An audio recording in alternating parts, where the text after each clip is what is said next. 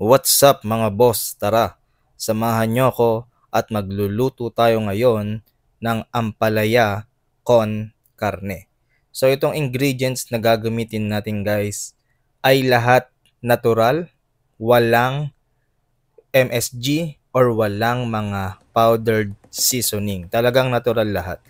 So ito guys ang una nating gagawin ay ayan, ite-tenderize natin yung karne gamit ang kutsilyo. So hindi na ako gumamit ng tenderizer powder or yung talagang pang tenderize ng meat.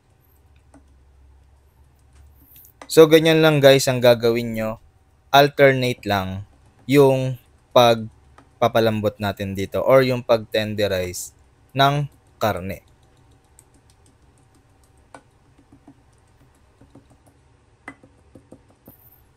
So mga boss, next na gagawin natin ay hihiwain na natin yung mga karne ng finger strip. Ganyan lang kalaki yung gagawin nating paghiwa dito sa ating mga karne. At pagkatapos ay ilalagay na natin yan sa lalagyanan at imamarinate na natin gamit ang simpleng ingredients. So ang ginamit natin dito guys na pag-marinate ay kalamansi at toyo lang.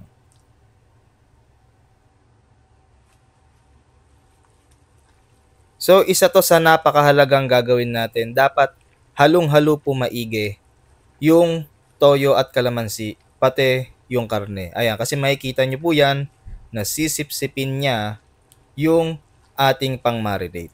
Kaya dapat talaga haluin po natin maigi yan. Talagang dapat lahat po ng karne ay malalagyan.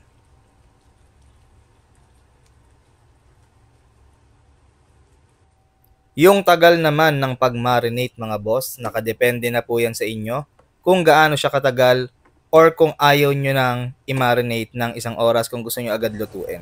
Nakadepende na po yan sa inyo. Ito ang ginamit natin, yung fresh na ampalaya. So isang malaki lang ang ginamit natin. At ito yung ibang mga ingredients na ginamit pa natin. Bawang, sibuyas, at kamatis. Yung kamatis po natin dito ay malalaki po na 4. Tapos talagang fresh po yan. So una nating gagawin, syempre, igigisa na natin ang ating bawang. Yung pagluto po ng bawang dito, hindi po natin kailangan gawing crispy yung bawang natin.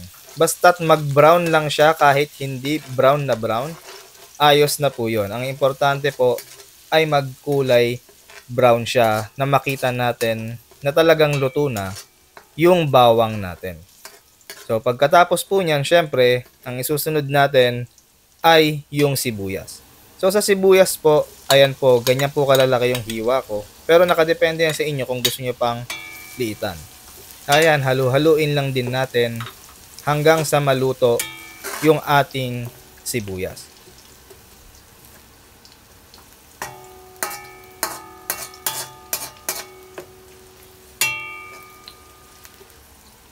So pagkatapos niyan mga boss, ayan ilalagay na natin yung ating fresh na kamatis. So ayan, halu-haluin lang din natin yan. At pagkatapos niyan, hintayin natin siyang magtubig at maluto ng husto yung ating kamatis.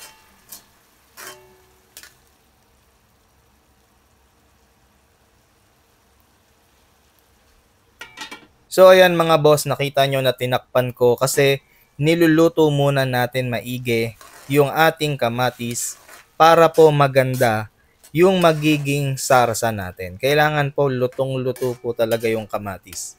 Yan po ang gagawin natin ngayon. So ayan po, nakita nyo na nagtubig na at lutong-luto na yung ating kamatis. Ilalagay na po natin ngayon ang ating karne. So napakadali lang po ang gagawin natin dito ay isasangkot siya lang natin yung ating karne sa ating bawang, sibuyas at kamatis. Talaga pong dapat halong-halo po siya at hihintayin po natin ulit siya na magtubig.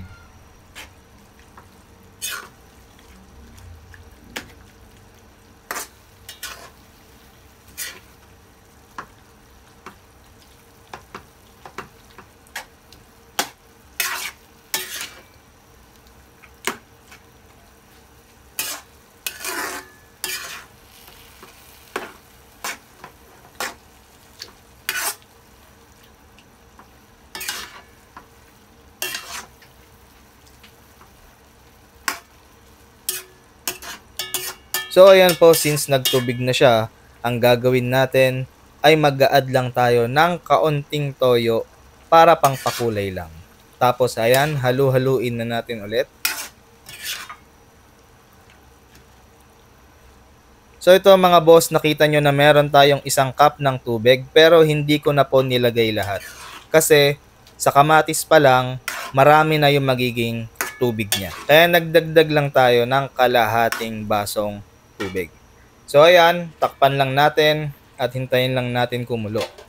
So dito makikita po natin na kailangan po nating halu-haluin at dapat lulutuin natin siya or pakukuluan sa mahinang apoy lang para hindi po siya manikit.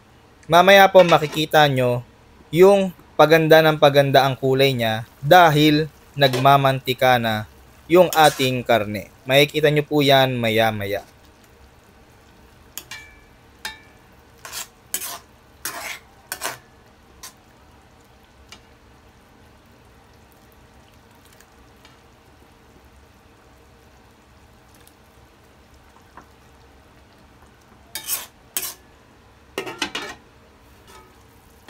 Mga boss, nakikita nyo na gumaganda na yung ating sarsa. Nagkakaroon na siya ng mantika. Ayan yung isa sa nagpapasarap po dito sa ating ampalaya con carne na niluluto ngayon.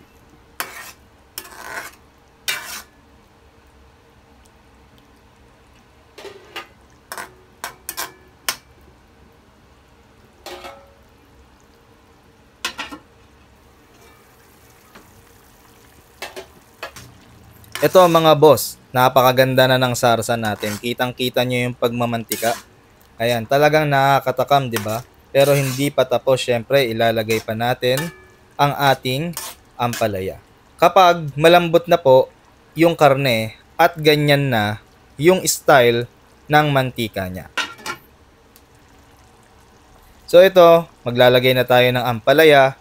Ang sekreto po dito ay huwag nyo pong hahaluin yung ampalaya.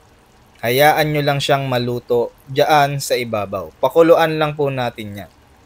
Mamaya pa po natin hahaluin yan kapag luto na. Kasi kapag ngayon po natin hinalo yan, ang mangyayari ay papait ang ating ampalaya con carne. So ayan, since luto na po ang ating ampalaya, haluin lang po natin ng konti. As in konti lang. Para lang mahalo lang po siya.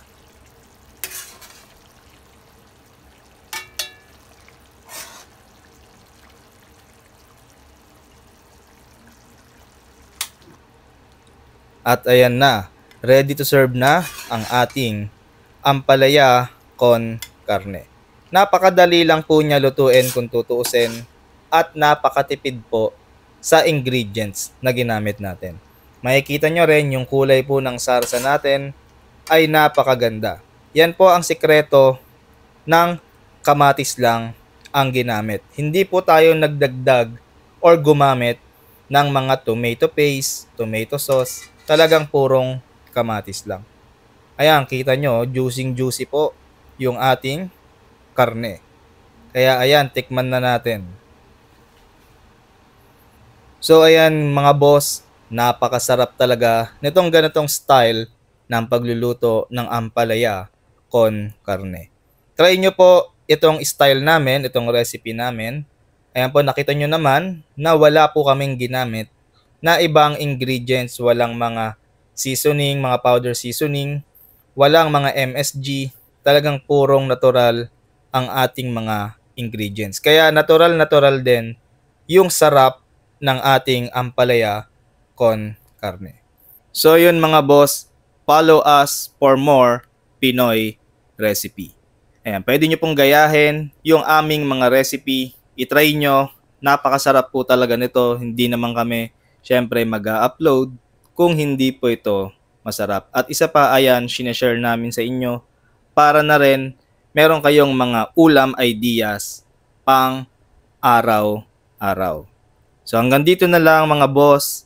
See you sa aming susunod na video.